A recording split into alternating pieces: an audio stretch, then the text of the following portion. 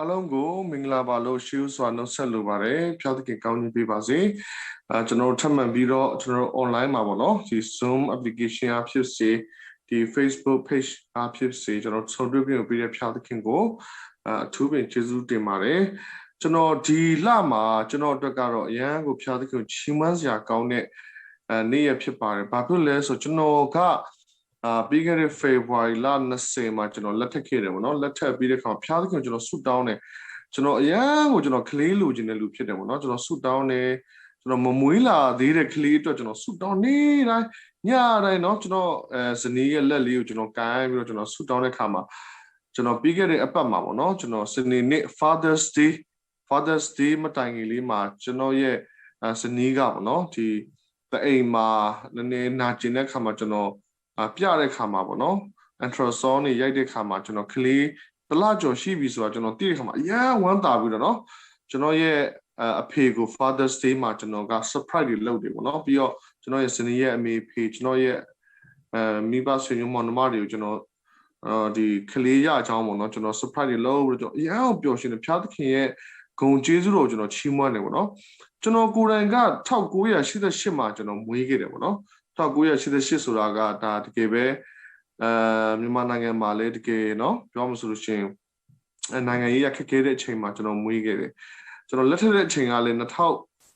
เนาะ2021ခုနှစ် February မှာကျွန်တော်လက်ထက်တယ်เนาะကျွန်တော်အားလုံးစီစဉ်ပြီးတဲ့ခါမှာเนาะဒီနိုင်ငံရေးကိစ္စတွေဖြစ်တဲ့ခါမှာကျွန်တော်ရက်တွေမရှိဘဲနဲ့ကျွန်တော်လက်ထက်ခဲ့တယ်ကျွန်တော်ရဲ့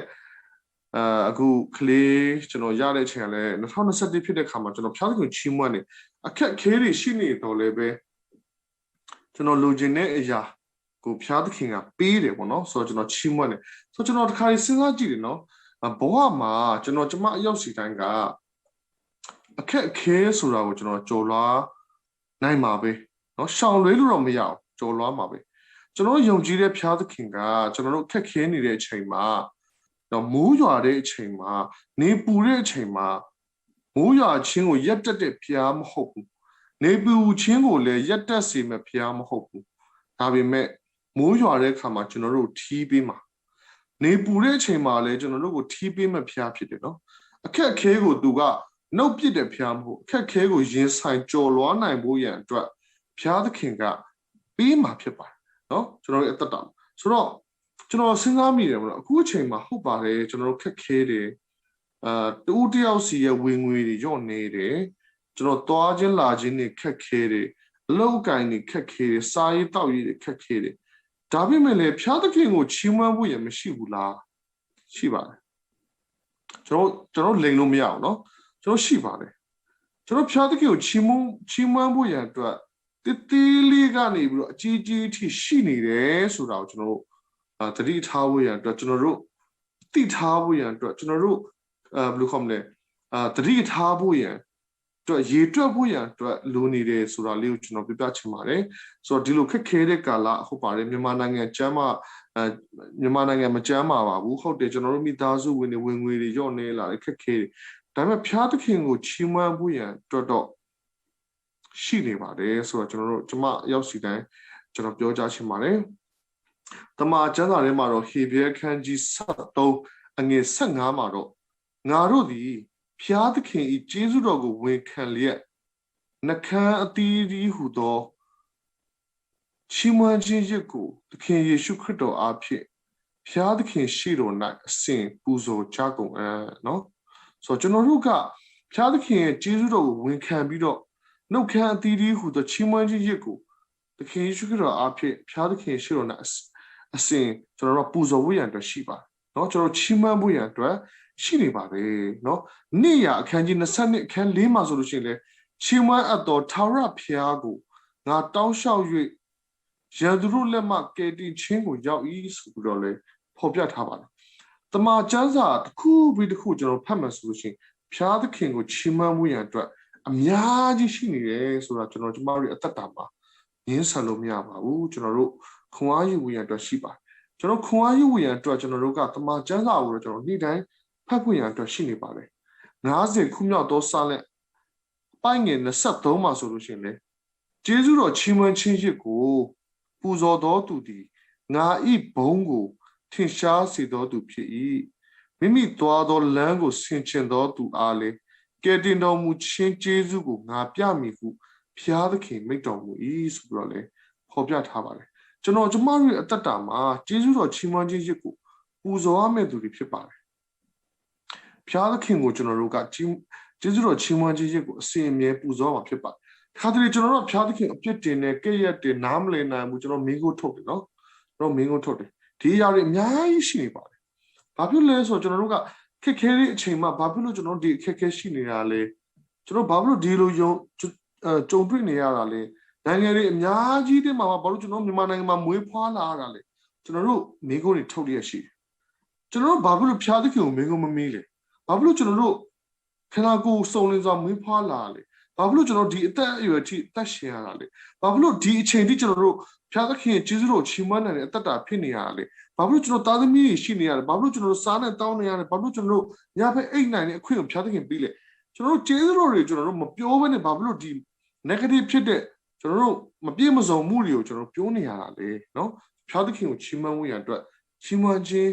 နော်ရစ်ကိုကျွန်တော်ပူဇော်ဝေးရန်အတွက်ရှိတယ်ဆိုတဲ့အကြောင်းကိုလည်းဖော်ပြလိုပါတယ်ကျွန်တော်အသက်တာမှာနော်119ခုမြောက်သောစာလံအပိုင်းငယ်တစ်ကနေနေ့ကိုကျွန်တော်ကြည့်မယ်ဆိုလို့ရှိရင်လူမျိုးအပေါင်းတို့ထာဝရဘုရားကိုချီးမွမ်းကြလို့လူတွေအပေါင်းတို့အလွန်ချီးမွမ်းကြလို့အကြောင်းမူကားငါတို့၌ဂရုဏာတော်ကြီးမြတ်ကြီးလာ၏ထာဝရဘုရား၏သစ္စာတော်သည်အစဉ်အမြဲတည်ဟာလေလုယာလို့ပြောထားပါတယ်ကျွန်တော်လူမျိုးတိုင်းကဘုရားသခင်ရဲ့ဂရုဏာတော်ကြီးလာပါပဲဘုရားသခင်သစ္စာတော်သည်လည်းအစဉ်အမြဲတည်တယ်ဆိုတော့ကျွန်တော်သိရမှာလောကမှာကျွန်တော်သိရမှာဖြစ်ပါတယ်အကောင်းနဲ့အဆိုးဒုံတွဲပါတယ်အဖြူနဲ့အမဲရှိပါတယ်အလင်းနဲ့အမောင်ရှိပါတယ်နော်ဘဝကအမြဲတမ်းလည်းဖြူမနေဘူးအမြဲတမ်းကောင်းနေဘူးအဆိုးလည်းရှိဒါပေမဲ့ကျွန်တော်သိရမှာဘုရားသခင်ရဲ့ဂရုဏာတော်ကကြီးတယ်ထာဝရဘုရားရဲ့သစ္စာတော်ကအစဉ်အမြဲတည်တယ်ဆိုတော့ကျွန်တော်ယုံကြည်ရမှာဖြစ်ပါတယ်ကျွန်တော်ယုံကြည်သူခရိယန်တွေကဒီမျော်လင့်ခြင်းတွေသူဘုရားသခင်ရဲ့ချစ်ခြင်းဂရုဏာတော်တွေကိုကျွန်တော်မဖော်ပြရင်ဘယ်သူတွေကဖော်ပြမှာလဲကျွန်တော်တို့မှမရှိဘူးဆိုလို့ရှိရင်ဘာပေးမှာနော်ဒါရှင်းပြောတာကိုယ်မှမရှိတဲ့အရာကိုကျွန်တော်တို့ကဘယ်လိုသွားပေးမလဲနော်ကိုယ်မှဒီယုံကြည်ခြင်းတွေကိုယ်မှဒီချစ်ချင်းမေတ္တာတွေဂရုဏာတွေရှိမှသာကျွန်တော်တို့ပေးနိုင်မှာဖြစ်တယ်ကျွန်တော်ဆိုအခုအရန်ကိုကျွန်တော်စိတ်လို့ရှားရတယ်ကျွန်တော်အဖေတယောက်ဖြစ်တော့မယ်ကျွန်တော်အခုကျွန်တော်ရဲ့မိန်းမဘိုက်ထဲမှာတလားကြွရှိတဲ့တရေသားလေးပြောမှဆိုလို့ရှိရင်ပေးစီလေးလောက်ပဲရှိသေးတယ်ပေါ့နော်ဘာမှမဖွင့်ပြသေးဘူးအခုမှပဲသူ့ရဲ့အစာအိမ်စနစ်လေးတွေသူ့ရဲ့နှလုံးလေးတွေသူ့ရဲ့ brain ပေါ့နော်အဲ့ဒါလေးစဖွင့်ပြတော့ကျွန်တော်အရင်ညင်ခုန်နေနော်သူ့ကျွန်တော်အရင်ချစ်နေတယ်နော်ဒီဘာမှအကောင်တော့မဖြစ်သေးဘူးပေါ့နော်ခြေလက်တွေမရှိသေးဘူးကျွန်တော်သူ့အတွက်နေ့တိုင်းဆူတောင်းပြီးတလောက်လေးချစ်တယ်ဆိုတော့ဖျားသခင်ကျွန်တော်တို့ဘယ်လောက်ချစ်မလဲကျွန်တော်တို့ကိုရည်ရွယ်ချက်ရှိဖျားသခင်ကလောကမှာထားတာဖြစ်ပါတယ်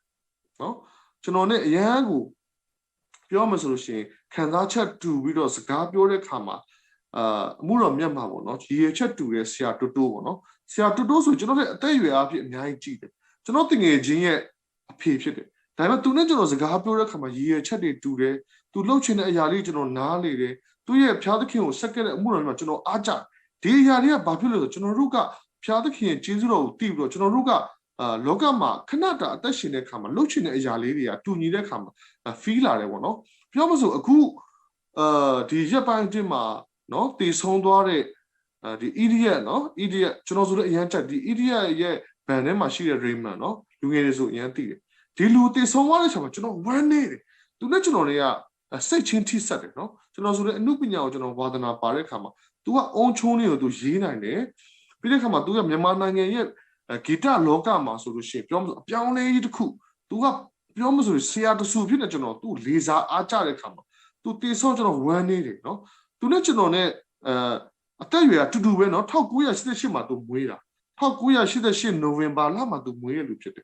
နော်ဆိုတော့ဒါကျွန်တော်နဲ့အရန်ကိုနီးကက်တယ်သူ့ကိုလည်းကျွန်တော် तू ကကျွန်တော်မသိတယ်ကျွန်တော်သိတယ်နော် तू ကအရန်ပဲအနုပညာမှာဆိုတော့ပြေးသွားတဲ့လူတယောက်ဖြစ်တဲ့ခါမှာနှလုံးသားချင်းနီးတယ်ပေါ့နော်ဆိုတော့နှလုံးသားချင်းနီးတဲ့လူတွေကျွန်တော်ဘဝမှာရှိတယ်နော်ကျွန်တော်ဆိုလို့ရှိရင်အနုပညာအဖြစ်ကျွန်တော်နှလုံးသားရင်းနှီးတဲ့လူရှိတယ်လို့ဒီအမှုတော်မြတ်ဖျားသခင်အမှုတော်မြတ်မှာလဲဆရာတူတူလိုမျိုးကျွန်တော်တို့ရင်းနှီးတယ်နော်နှလုံးသားချင်းရင်းနှီးတဲ့လူရှိတယ်ကျွန်တော်ကျမရောက်စီထဲမှာလဲဘဝမှာရှိတယ် ကိုယ့်ရဲ့တငယ်ချင်းလားကိုယ့်ရဲ့အမေဖေလားကိုယ့်ရဲ့မိတ်ဆွေလားကျွန်တော်တို့ဘဝမှာနှလုံးသားချင်းနီးစပ်တဲ့လူတွေဒီຢာတွေက၎င်းမို့ဖျားသခင်ကရည်ရွယ်ချက်ရှိနဲ့လောကမှာကျွန်တော်တို့ကိုဒီလူတွေနဲ့တွေ့ဖို့ရန်အတွက်ရည်ရွယ်ချက်ရှိတွေ့ဆုံခွင့်ပေးထားတာဖြစ်တယ်ဒါမတော်တဆမဟုတ်ဒီလိုတွေ့ဆုံတဲ့အခါမှာကျွန်တော်တို့ကပူးပေါင်းမှုလှုပ်ဆောင်မှာဖြစ်ပါတယ်ကျွန်တော်တို့ရွေးချယ်လိုက်တဲ့ကျွန်တော်တို့ရဲ့ဇနီးကျွန်တော်တို့ဖျားသခင်ပေးတဲ့ကျွန်တော်တို့ရဲ့သားသမီးเนาะကျွန်တော်တို့အတန်းပညာမှာဖြစ်စေလုပ်ငန်းခွင်မှာဖြစ်စေကျွန်တော်တို့တွေ့ဆုံတဲ့တငယ်ချင်းမိတ်ဆွေဒီအရာတွေကလုံးဝတော်တဆမဟုတ်ဖျားသခင်ကရည်ရွယ်ချက်ရှိနေပေးတွေ့တဲ့အခါမှာနှလုံးသားချင်းနီးတဲ့အခါမှာကျွန်တော်တစုံတရာကိုလှုပ်ဖို့ရန်အတွက်အတူတူကလက်တွဲဖို့လှုပ်ဖို့ရန်အတွက်ဖျားသခင်ကပေးထားခြင်းဖြစ်တယ်ဆိုတော့ဒီလိုမျိုးကျွန်တော်နှလုံးသားချင်းနီးတဲ့လူတွေနဲ့ကျွန်တော်တို့အတူရှိတဲ့အခါမှာဖျားသခင်ကိုအတူတူကချီးမွမ်းပြီးတော့ကျွန်တော်ဒီဘဝเนาะကျွန်တော်ခရိယန်တွေကဒီဘဝကတစ်ခါပဲအသက်ရှင်ရတာဖြစ်တယ်ဒီတစ်ခါပဲအသက်ရှင်ရတဲ့ဘဝမှာကျွန်တော်ချစ်ခင်တော်သူတွေနဲ့နှလုံးသားချင်းနီးတဲ့လူတွေနဲ့အတူတူကလက်တွဲပြီးတော့ကောင်းတဲ့အရာတွေเนาะဖျားသခင်ရဲ့ဘုန်းတော်ထင်ရှားမဲ့အရာတွေဖျားသခင်ကိုချီးမွမ်းမဲ့အရာတွေကိုကျွန်တော်လက်တွဲပြီးတော့အတူတူကလှုပ်ဖို့ရန်အတွက်အရေးကြီးပါတယ်ဆိုတဲ့အကြောင်းကိုကျွန်တော်ဖော်ပြလို့လေကျွန်တော်တို့60ခုမြောက်သောစာလက်ပိုင်းငယ်1မှာဆိုတဲ့ထာဝရဘုရားရဲ့ကျေးဇူးတော်ကိုချီးမွမ်းရမယ်ဆိုတဲ့ဖော်ပြထားတယ်စာလံကျမ်းတစ်ခုလုံးမှာဘုရားသခင်ရဲ့ကျေးဇူးတော်ကိုချီးမွမ်းဖို့ဖြစ်တယ်တော့စာလံကြောင့်ကျွန်တော်ကြည့်မယ်ဆိုရင်เนาะဒီဒါဝိဒ်ရဲ့အသက်တာကိုကြည့်မယ်ဆိုရင်အမားမကင်း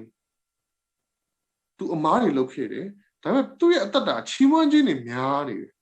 ချီးမွမ်းခြင်းတွေများတဲ့အတွက်ကြောင့်ဘုရားသခင်ကသူ့ကိုချစ်တယ်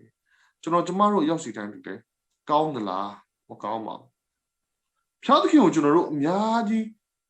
ချီးမွမ်းမှုရအတွက်ရှိတယ်တတ်တာမှာเนาะခက်ခဲမှုတွေကြုံတွေ့ရတာပါတယ်เนาะကြုံတွေ့ရတယ်ရင်ဆိုင်ရတယ်ဒါပေမဲ့ကျွန်တော်တို့ကြုံတွေ့ရတဲ့အရာတွေရင်ဆိုင်ရမယ့်အရာတွေကကျွန်တော်တို့ရဲ့ဘဝမှာဘုရားသခင်ပြုခဲ့တဲ့ကျေးဇူးထက်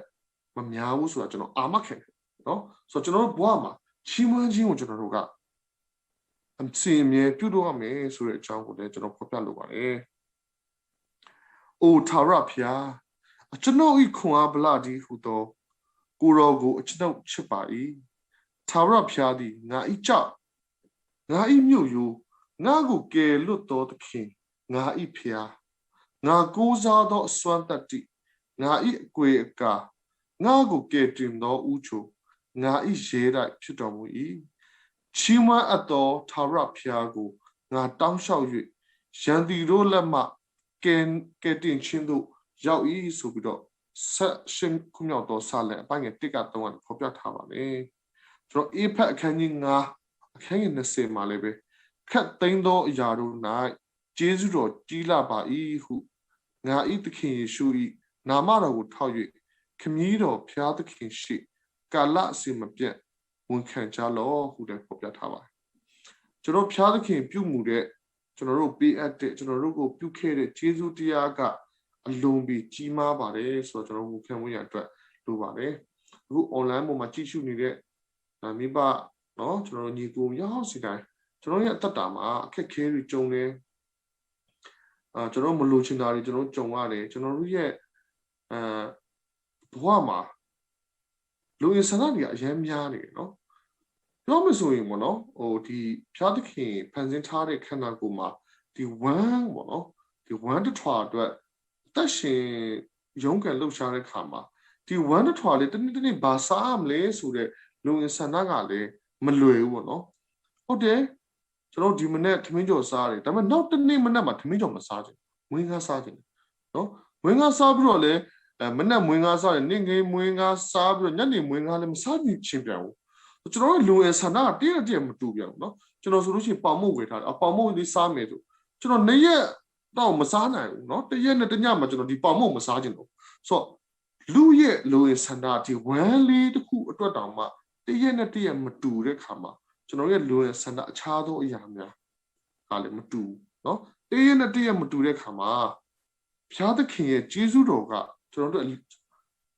အရန်ကိုကြီးမြတ်တယ်เนาะကျွန်တော်ရဲ့လူဝင်ဆန္ဒကိုပဲနောက်ကိုပဲကျွန်တော်လိုက်မယ်ဆိုလို့ရှိရင်တော့ ဖျားသခင်ရဲ့ကျေးဇူးကိုကျွန်တော်မြင်မှာမဟုတ်ဖျားသခင်ဘာလို့ငါ့ကိုမွေးငါမကြွရလဲနော်ဖျားသခင်ဘာလို့ကျွန်တော်တိုင်နဲ့ကားမပေးရလဲဖျားသခင်ဘာလို့ကျွန်တော်ကျမ်းမာခြင်းမပေးရလဲဖျားသခင်ဘာလို့ကျွန်တော်ကိုအဲအခေါ်မပေးရလဲဘာလို့ဖျားသခင်ဘာလို့ကျွန်တော်မော်ဒယ်မြင့်နဲ့ကားမပေးရလဲကျွန်တော်လုံအင်ဆနာနောက်ကိုပဲလိုက်နေဆိုလို့ရှိရင်တော့ဖျားသခင်ရဲ့ကျေးဇူးတော်ကိုကျွန်တော်တွေ့ရမှာမဟုတ်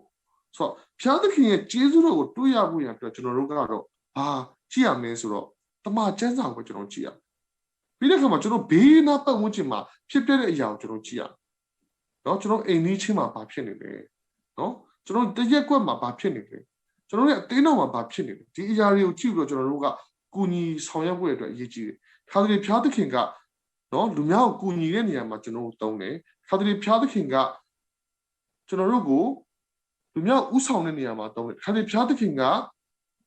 ကျွန်တော်တို့ကိုဘယ်မှာတုံးလဲဆိုလို့ရှိရင်ကိုကမရှိတဲ့ခါမှာဖျားသခင်ကျေးဇူးတော်ကိုသိဖို့ရန်အတွက်လူများကိုပြီးခဲ့တဲ့ချင်းနေရာမှာကျွန်တော်အသုံးပြုတယ်ဆိုတာကျွန်တော်သိဖို့ရန်အတွက်လိုတယ်ဆိုတော့ကျွန်တော်အသက်ရှင်တဲ့ခါမှာဖျားသခင်ကိုချီးမွမ်းတော့သူရောက်စီတိုင်းဖြစ်ဖို့ရန်အတွက်အရေးကြီးပါတယ်ကျွန်တော်ခရိယန်တွေကမွေးနေ့မှာလည်းဖျားသခင်ကိုချီးမွမ်းတယ်ဖျားရှိခိုးတယ်ချင်းနေဆိုတယ်ကျွန်တော်တည်ဆောင်တဲ့ဇုံတယောက်တည်ဆောင်တဲ့ခါမှာလည်းဖျားသခင်ကိုကျွန်တော်တို့ကိုပြုကိုးကွယ်တယ်ကျွန်တော်တို့ဖြည့်သိမ့်ချင်းတွေလုပ်တယ်ဆိုတော့ကျွန်တော်တို့ခက်ခဲတဲ့အချိန်မှာဖြစ်စေကျွန်တော်တို့တာပြီးတော့ကျွန်တော်တို့ဝမ်းမြောက်တဲ့အချိန်မှာဖြစ်စေကျွန်တော်တို့ကဖျားသခင်ကိုချီးမွမ်းတဲ့အတ္တတာဖြစ်ဖို့ရန်အတွက်အရေးကြီးပါတယ်ယနေ့ကြားနာရတဲ့ညီကောင်မရောက်စီတန်းဒီလေဘဝမှာတက်ရှင်တဲ့ခါမှာချီးမွမ်းခြင်းရစ်ကိုပူဇော်နိုင်ဖို့ရန်အတွက်ကျွန်တော်ဆုတောင်းတယ်ပြီးတဲ့ခါမှာကျွန်တော်ရဲ့အတ္တတာမှာကျွန်တော်တို့ဖျားသခင်ကိုမေကိုမေးခြင်းတွေအပြစ်တင်ခြင်းတွေနားမလည်နိုင်ဘူးလို့အော်ဟစ်ခြင်းတွေအဲ့ဒီအရာတွေကိုကျွန်တော်တို့ပြုလုပ်တော့မယ်ဆိုလို့ရှိရင်ကျွန်တော်တို့ဘာစဉ်းစားရမလဲဆိုဖျားသခင်ကျွန်တော်တို့ဘာတွေပြီးခဲ့လဲဘာတွေကိုကျွန်တော်တို့ရေတွက်ရမလဲဖျားသခင်ရဲ့ချီးမွမ်းဖျားသခင်ကိုချီးမွမ်းရမယ့်အရာတွေဘာတွေရှိသလဲဆိုတာကျွန်တော်တို့ရေတွက်ရင်းနဲ့ကျွန်တော်အသက်ရှင်ဝင်ရအတွက်ယနေ့ညမှာကျွန်တော်အနေငယ်ခွန်အားပေးခြင်းနဲ့ကျွန်တော်ဒီခက်ခဲတဲ့ကာလမှာဖျားသခင်ကိုချီးမွမ်းတော့အသက်တာနဲ့ဆက်လက်အသက်ရှင်ဝင်ရအတွက်ခွန်အားပေးတိုက်တွန်းချင်ပါတယ်